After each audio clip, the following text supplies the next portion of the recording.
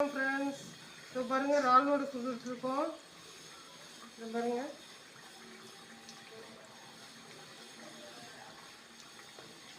பாருங்கள்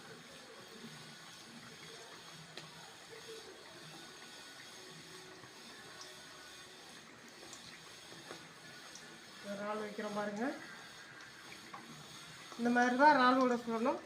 இதுக்கு வந்து மாவு 1 கிலோ பச்சரிசி எடுத்து ஊற வச்சு நைட்டே அரைச்சி உப்பு போட்டு அப்படியே மட்டம் பண்ணி வச்சுட்டு மறுநாள் காலையில் எடுத்து சாப்பாடு இருக்குல்ல, சாப்பாடை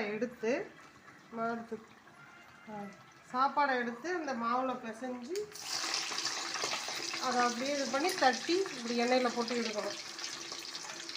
அப்புறம் ஏற்கனவே போட்ட இறால் முறையெல்லாம் வருது.